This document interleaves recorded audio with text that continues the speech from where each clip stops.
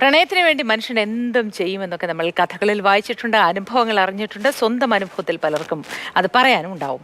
പ്രണയിനിയെ തേടി മനുഷ്യർ കാതങ്ങൾ താണ്ടി പോയ കഥകളൊക്കെ ഇതിലുണ്ട് അല്ലേ ഈ കൂട്ടത്തിൽ. എന്നാൽ ഇവിടെ തീർത്തും രസകരമായി തോന്നുന്ന ഒരു കഥയാണ്. കടുവ തൻ്റെ ഇണയെ കണ്ടെത്താൻ താണ്ടിയത് 200 കിലോമീറ്റർ. 3 വർഷം മുൻപ് തൻ്റെ ഇണയെ പിരിയേണ്ടി വന്ന സൈബീരിയൻ കടുവ ബോറിസിൻ്റെയും സെറ്റ്ലയുടെയും പ്രണയകഥ എങ്ങനെയാണെന്ന് നോക്കാം.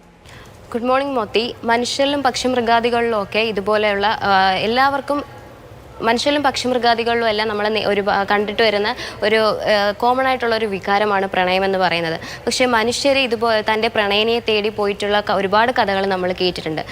തികച്ചും വ്യത്യസ്തമായിട്ടുള്ള ഒരു കഥയാണ് ഒരു ആൺകടുവ തൻ്റെ ഇണയെ തേടി 200 കിലോമീറ്റർ അതും വനത്തിലൂടെ 3 വർഷം സഞ്ചരിച്ച് പോയത്.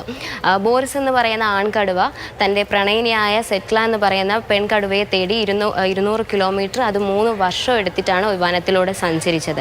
2012 ഇവരെ ഒരു റഷ്യയിലെ ഒരു പർവ്വത നിരകളിൽ വെച്ചിട്ടാണ് ഇവരെ ഈ സംഘാടകർക്ക് കിട്ടുന്നത്. 2 വർഷം ഇവരുടെ അതിജീവനത്തിന് വേണ്ടിയിട്ടൊക്കെയുള്ള പരിശീലനം കൊടുത്തിട്ട് ഇവരെ അവരുടെ ആവാസ സ്ഥലങ്ങളിലേക്ക് വിട്ടു. പക്ഷേ ഈ ആൺകടുവയ്ക്ക് തൻ്റെ ഇണയെ കാണാതെ ഇരിക്കാൻ പറ്റിയില്ല.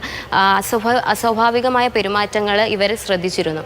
അത് കഴിഞ്ഞ് ഈ ആൺകടുവ തൻ്റെ പ്രണയിനിയെ തേടി സഞ്ചരിച്ച കഥയാണിത്. ഇപ്പം ട്രെൻഡിങ് ആയിക്കൊണ്ടിരിക്കുന്ന ഒരു വീഡിയോ ആണിത്.